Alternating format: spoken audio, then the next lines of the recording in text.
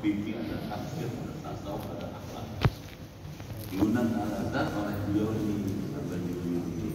Coba dong Anda bicara tentang Islam. Nah, Syekh Nawawi Al-Bantani itu dulu pada waktu di Mekah punya murid.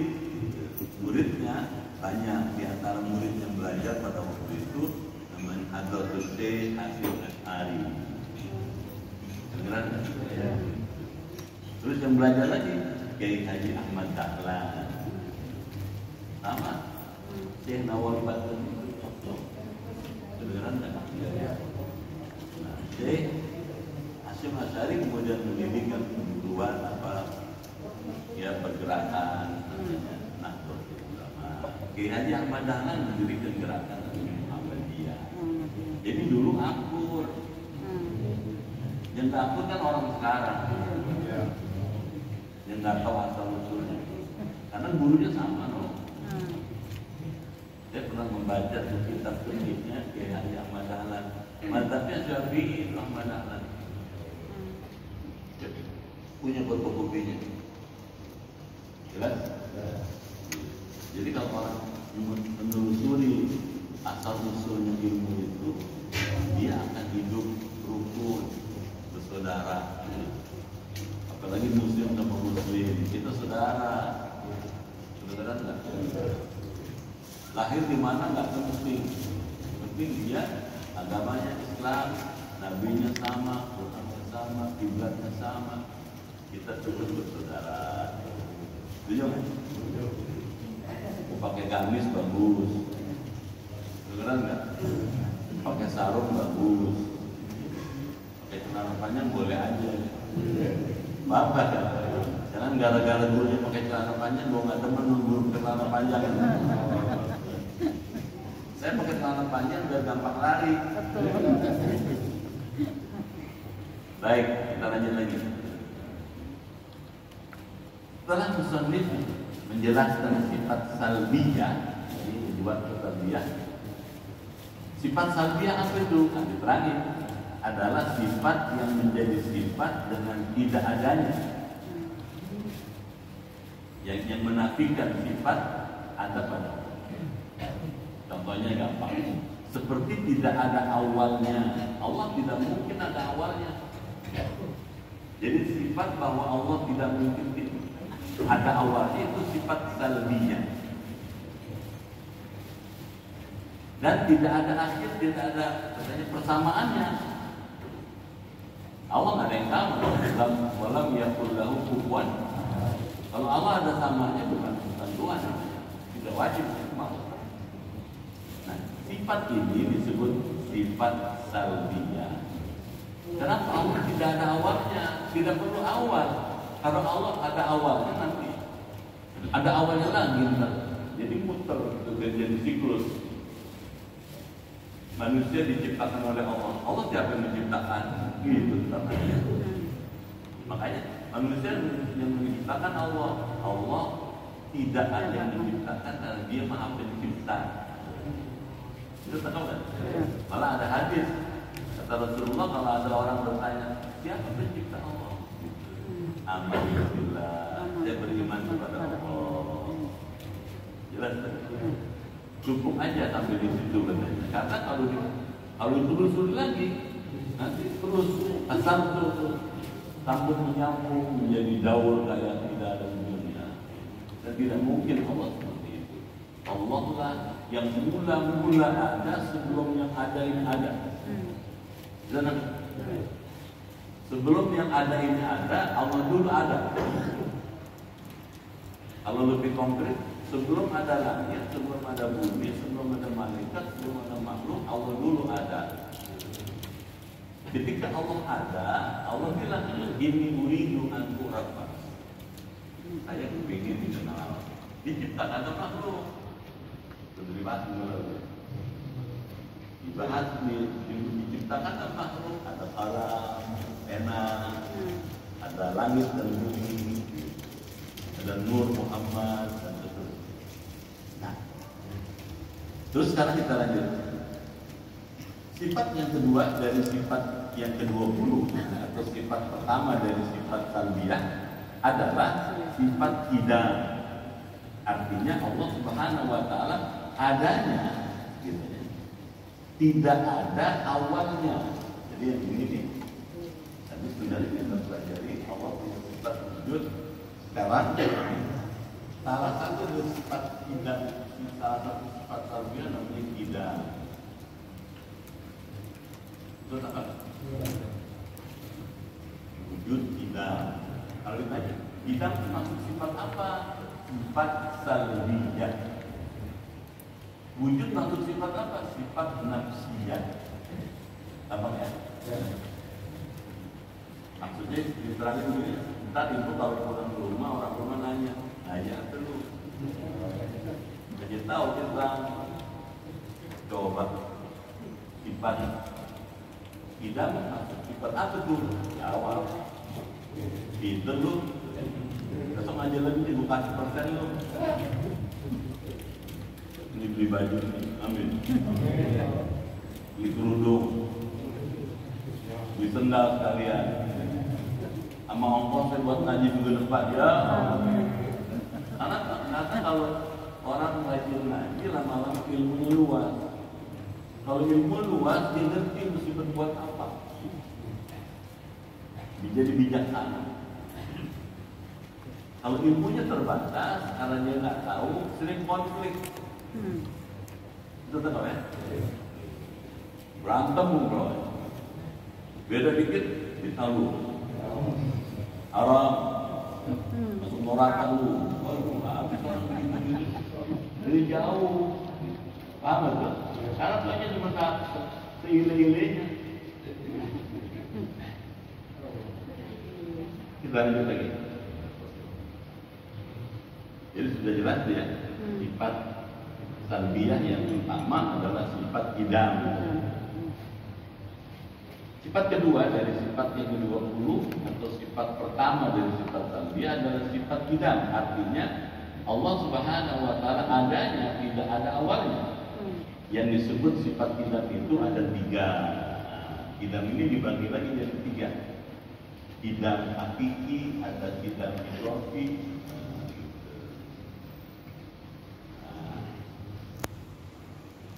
Untung ngaji pagi ini. Kalau nggak tahu rayaan kan. Yang pertama katanya hidam hakiki. Apa itu maksud hidam hakiki? Yaitu hidamnya Allah Subhanahu wa taala, yakni adanya, tidak ada awalnya dan tidak ada akhirnya. Yang pertama hidam hakiki. Siapa hidam hakiki? Allah. Jadi kalau ditanya Allah hidam, hidam apa? Hidam hakiki, hidam yang sesungguhnya, gitu. Hidam yang substantif, yang esensial. Itu Allah. Kalau gitu ada hidam yang lain, kalau ada terdahulu yang lain. Yang kedua, hidam zamani. Hidam zamani artinya terdahulu, seperti terdahulunya alam dunia, atau katanya terdahulunya bumi. Jalan kereta itu ada, jalan kereta itu ya sudah lama.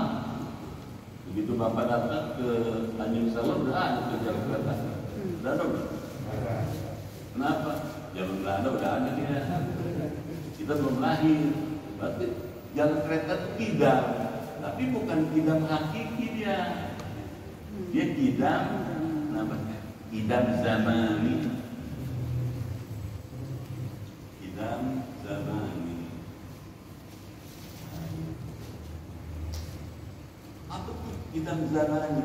Hidam sifat terdahulu, tapi dalam rangka zaman, waktu.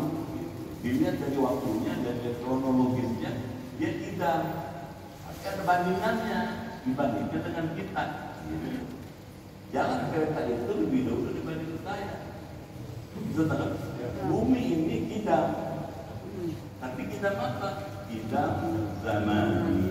Kenapa hidam zamani? Karena dibandingkan Allah, dia bukan hidam dia. Di bumi ini bukan hidam. Tapi dibandingkan kita, dia tidak bumi itu. Gampang ya? Terus katanya, waktunya katanya, dari pertama ingat jalan kereta itu sudah ada. Gitu tadi katanya. Begitu kita datang sudah ada jalan kereta. Begitu kita lahir sudah ada bumi. Kalau begitu bumi kidam. Kidam apa? Kidam zamani. Kitanya dengan Allah gimana? Kalau Allah kidam hakiki, artinya adanya Allah tanpa ada yang mengadakan. Ada dengan sendirinya. Gampang ya? Jadi kita lihat aja ada terus berlanjut. Adanya Allah tanpa ada yang mengadakan. Dia ada dengan sendirinya. Betul. Namanya idam hakiki. Nah, sekarang yang ketiga, idam idhofi, yaitu terdahulunya karena dibandingkan dengan yang lain. Seperti terdahulunya orang tua katanya dibandingkan dengan anak. Jadi idam idhofi. Idhofi itu disangkutkan, dikaitkan. Idam idhofi, contohnya orang tua dengan anak. Contohnya bumi dengan kita manusia. Orang tua itu tidak apa? Tidak idhofi. Dibandingkan kita, orang tua kita tidak idhofi. Bumi dengan kita, bumi tidak apa? Tidak zaman. Jadi kalau zaman itu karena waktu, kalau idhofi ada dikaitkan dibandingkan. Bisa tak? Ya.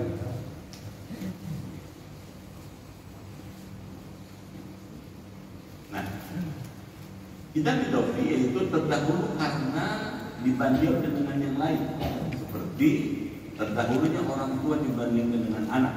Dalilnya mempunyai sifat tidak adalah kalau dalil naklinya wal awwalu wal akhiru wal zahiru wal batinu. Itu Allah.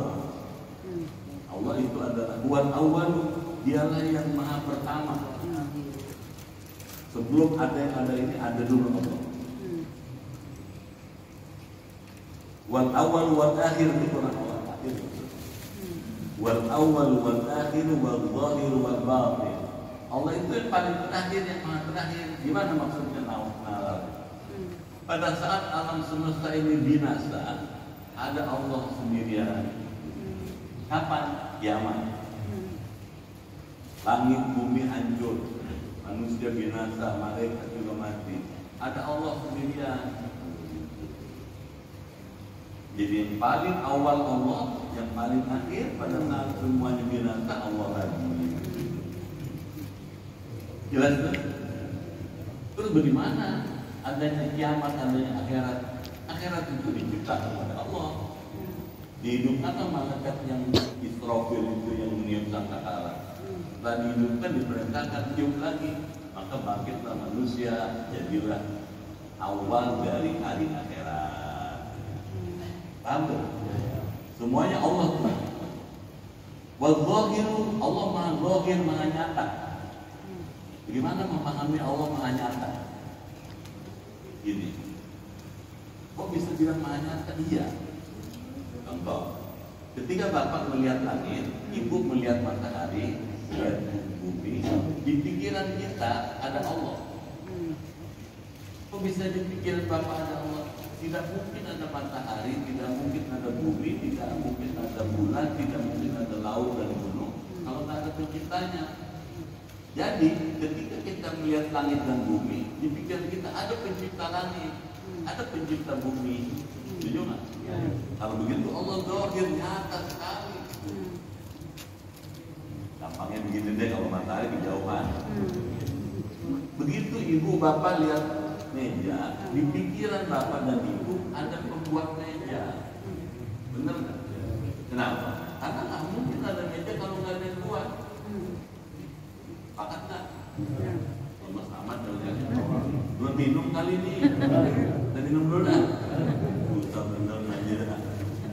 Ngaji tauhid deh Pak.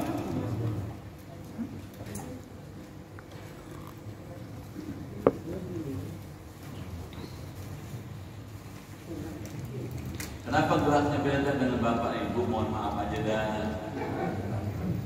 Jangan bilang Ustaz anak aman sih. Orang-orang gelasnya cuma sedikit teh, dia beda sendiri.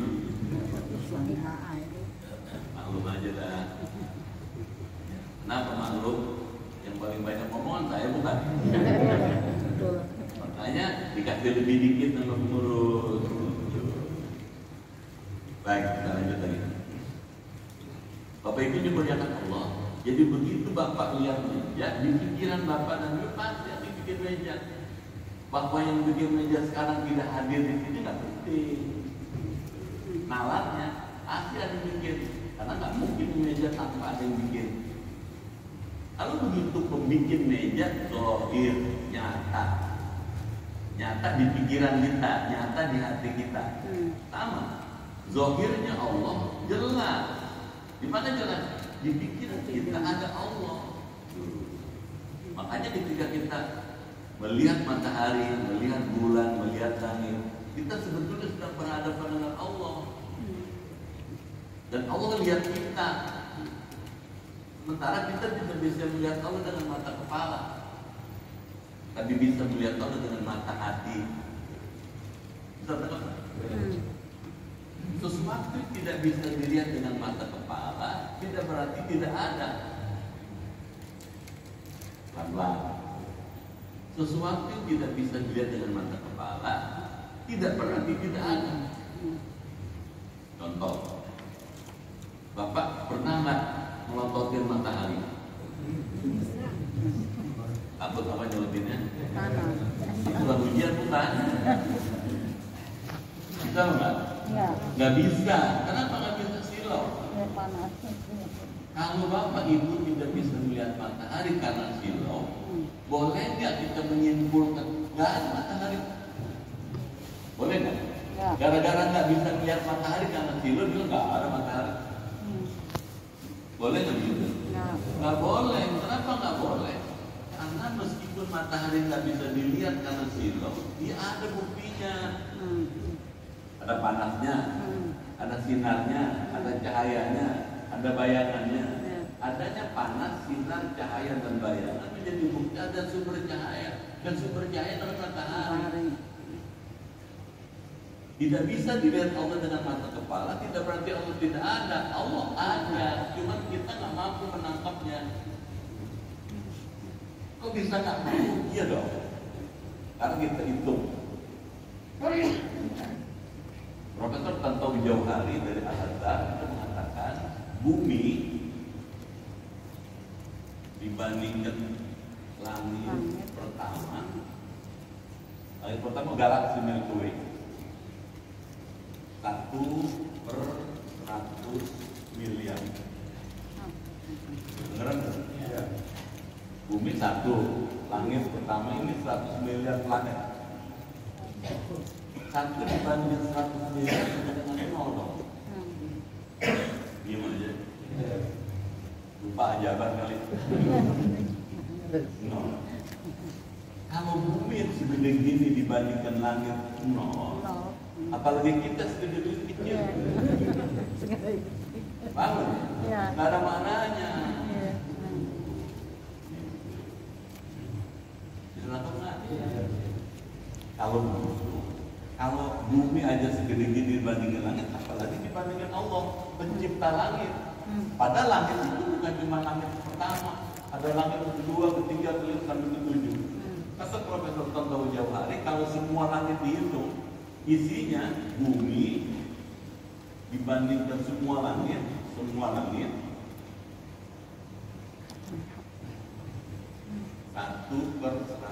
miliar kuadrat. Tambah banyak. Kita tahu kan? 100 miliar ke 100 miliar berapa? Tahu kan? Pusing dua, kelihatannya nggak pernah tuh 100 miliar. Karena suruh hitung 100 miliar kuadrat. Ini 0 jadi kecil banget nih. Kalau bumi dibandingkan langit aja kecil 0, apalagi dibandingkan pencipta langit. Kalau begitu pantas dong manusia nggak bisa melihat Allah. dengan mata kepala, tapi bisa dilihat dengan mata hati. Menggunakan apa? Pendekatan iman. Iman itu yang mencerdaskan kita. Jelas kan? Jadi kita lebih cerdas dibandingkan yang lain. Contoh, iblis. Iblis itu diciptakan Allah 8.000 tahun sebelum Nabi Adam. 8.000 zaman dulu, bukan 8.000 tahun sekarang. Iblis diciptakan 8.000 tahun sebelum Nabi Adam. Dia udah melihat Allah. Dia sudah tahu Allah. Dia sudah kenal Allah seperti apa. Begitu Nabi Adam diciptakan, Allah bilang, wa idh qulna lil malaikati isjudu li Adama fasajadu illa iblis. Ketika kami berfirman kepada seluruh malaikat, sujudlah kamu kepada Adam. Seluruh malaikat sujud kepada Nabi Adam, illa iblis. Ada satu yang sujud. Sujud di sini bukan kayak tadi kita sholat subuh, gini, hina, gitu. Semuanya menghormat Nabi Adam, cuma satu yang tegak aja dia, mau dia. Iblis, benar nggak? Makanya iblis itu dalam bahasa Indonesia dia ogah. Kalau orang disuruh sholat ogah, aja ogah, ibadahnya ogah, kebanyakan ogah jadi belis. Paham gak? Jadi iblis melihat Allah, tahu Allah, kenal Allah, tapi dia nggak percaya sama Allah, nggak nurut sama Allah. Orang Al-Usman belum pernah melihat Allah, tapi nurut sama Allah. Lebih mulia orang Al-Usman dibandingkan iblis. Pelan aminnya. Lebih mulia bapak ada orang ibu dibandingkan iblis. Kenapa? Bapak ibu nggak pernah melihat Allah, tapi percaya kalau Allah benar. Kita nurut sama Allah, disuruh sholat kita jalanin. Iblis melihat Allah tapi nggak nurut. Dengan kita bisa terkembang. Tuh coba. Jadi Allah tuh zahir, nyata sekali. Paham ya? Siapa lagi Allah? Wal batin. Batin itu tuh yang tersembunyi. Kenapa tersembunyi? Karena tidak bisa dilihat oleh mata kepala kita, tapi ada dia. Gampangnya gini. Kalau manusia itu ibarat, maaf ya, kalau saya ibarat satu kuman, nempel di paha. Di kuman itu nggak bisa melihat badan kita yang segede gini, bener kan? Kecil kan dia, tapi kita bisa dengan ilmu kita melihat kuman. Sama, kita nggak bisa melihat Allah. Allah maha besar, maha kuasa, maha perkasa, maha gagah. Tapi Allah bisa melihat bapak, bisa melihat ibu, bisa melihat kita, karena dia ilmunya luas. Jadi kalau gitu gimana? Karena kemana saja kita pergi, kemana saja kita berbuat, Allah lihat, pantasnya kita jadi orang jujur aja kan. Dia menjadi jujur, malu sama Allah. Begitu mau ngebongkar, Allah menurut saya, apa jadi? Karena begitu. Begitu mau berbuat tak baik, Allah lihat saya. Malu sama Allah. Jadi makin dalam ilmu orang, makin bagus iman orang, makin takwa dia pada Allah, makin takut, makin lurus, makin benar. Kalau itu ngaji Al-Usah hari Sabtu panitia. Penting. Kenapa penting? Dengan sebab ngaji kita jadi kenal Allah. Gak bakal kita pernah ngaji. Dia tak malu sama Allah. Ajar sama nggak ajar sama aja. Kalau kita malu udah ajar, Allah ini kita mau kita sholat, buru-buru kita berangkat. Jelas? Ya. Jadi ilmu tauhid mengajak kita ma'rifat. Setuju nggak? Tuh namanya dalil nakli. Kalau dalil akli itu pakai ain. Dalil aklinya adalah jika Allah baru, maka tentu membutuhkan terhadap yang menciptakan. Dan nantinya akan terjadi daur itu siklus, muter, dan tasalsul, tak kait berkait. Yang kedua, mustahil terjadi daur adalah berputar-putar yang tidak ada akhirnya. Contohnya Allah Subhanahu wa taala butuh terhadap yang menciptakannya. Jadi kalau pakai bahasa yang gampang, untuk membuktikan Allah itu maka perlu dalil. Dalil pembuktian sifat Allah. Bapak sono kelihatan nggak? Nah, nggak kelihatan. Geser dulu Pak. Mas, kelihatan.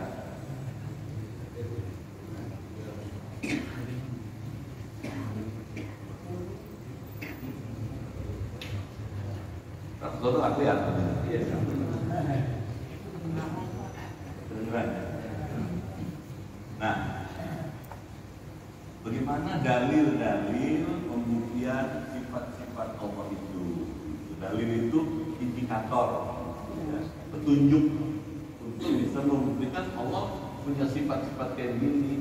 Nah, digunakan dalam ilmu tauhid sedikitnya ada dua, dalil nakli, ada dalil akli. Nah, itu tak apa tuh dalil nakli? Dalil nakli adalah dalil yang dinakal itu dipindahkan dari Quran dan hadis. Tadi itu mana buktinya dalil naklinya kalau Allah itu al-awwal, al-akhir, maha pertama. Tadi surat Al-Hadid, wal awwal wal akhir wal zahir wal batin. Jelas kan? Itu dalil nakli. Ini Al-Quran, gitu. As-Sunnah. Ini dia. Tapi nggak cukup katanya dengan menggunakan pendekatan nakli. Nakli itu wahyu. Nah, perlu juga pendekatan kedua, dalil akli. Dalil akli, dalil yang sumbernya akal. Nah, kalau akal ini menggunakan logika. Nah, gitu, pakai menggunakan cara berpikir mantiqi. Itu tangkap ya? Ini pakai. Nih, apa tuh contohnya? Kasih tahu di situ. Dalil aklinya.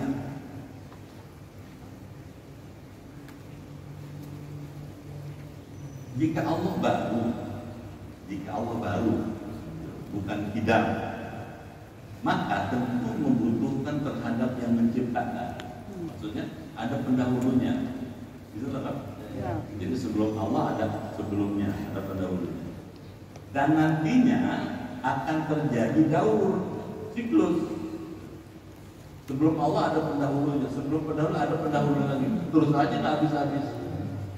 Bisa nggak? Nggak kelar-kelar.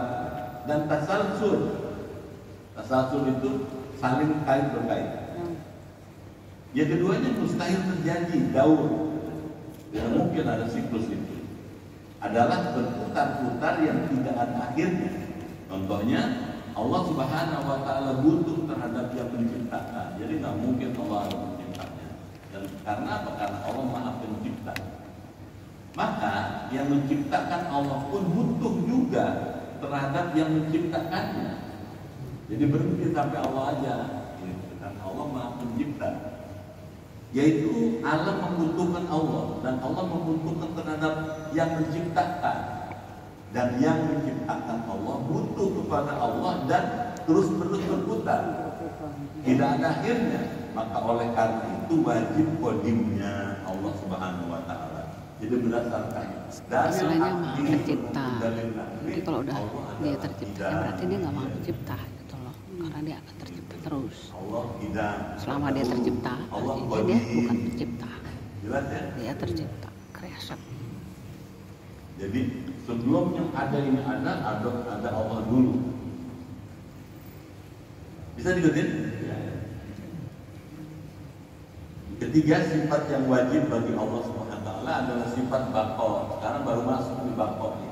Tadi wujud, idam, sekarang bako.